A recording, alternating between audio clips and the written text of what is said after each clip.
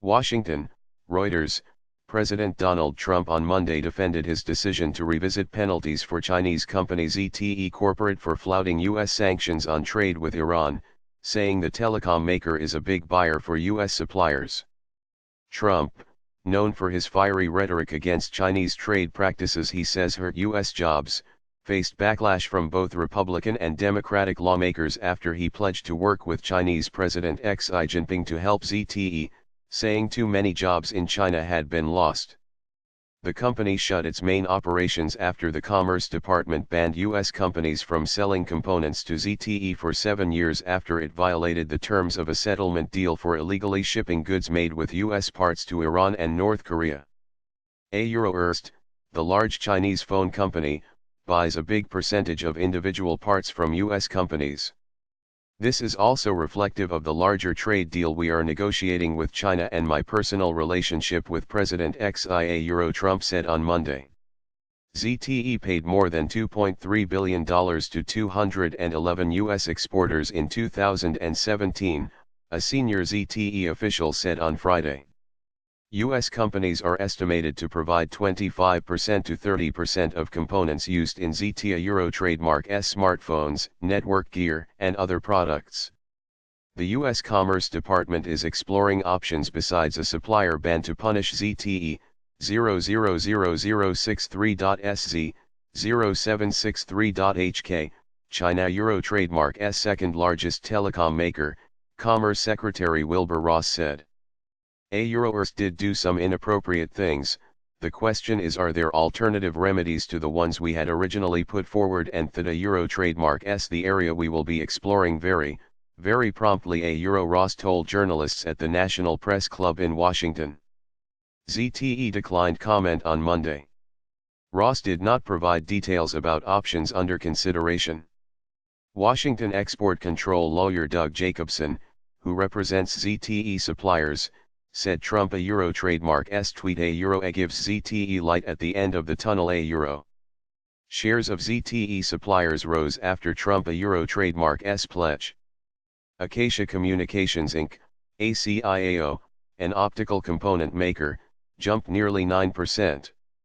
Since the ZTE ban went into effect last month, U.S. suppliers have sought guidance from the Commerce Department about inventory.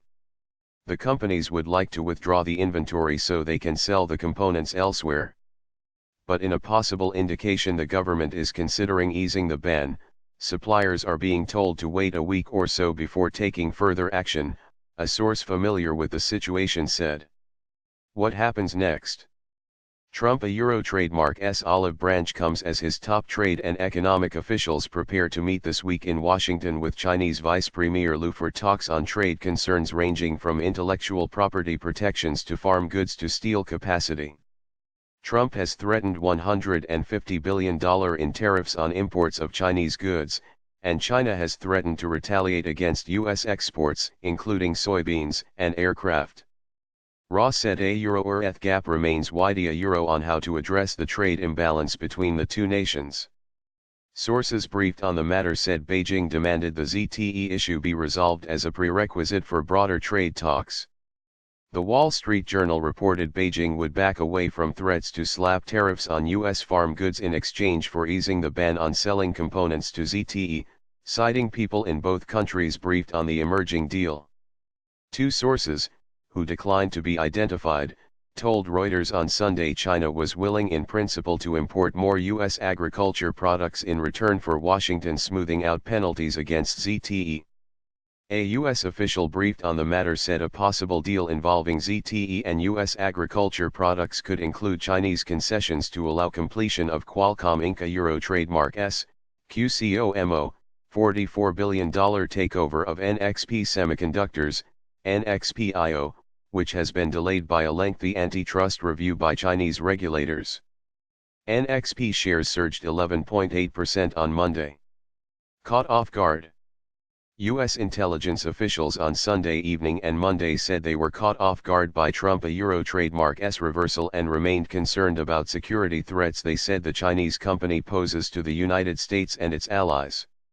Speaking on the condition of anonymity, three officials said the Chinese government, which has close ties to ZTE, could use its mobile phones and other technology to spy on U.S. citizens, companies, and government activities.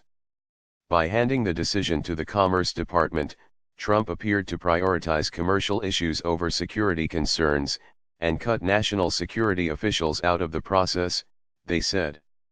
Republican Senators Marco Rubio and Tom Cotton have backed legislation that would prevent the U.S. government from buying or leasing equipment from ZTE or Huawei, the largest Chinese telecom maker.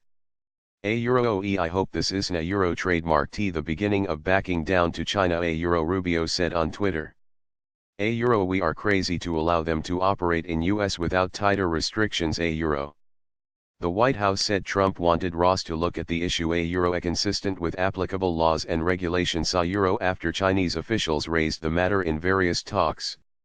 Ethies is part of a very complex relationship between the United States and China that involves economic issues, national security issues, and the like, White House spokesman Raj Shah said on Monday.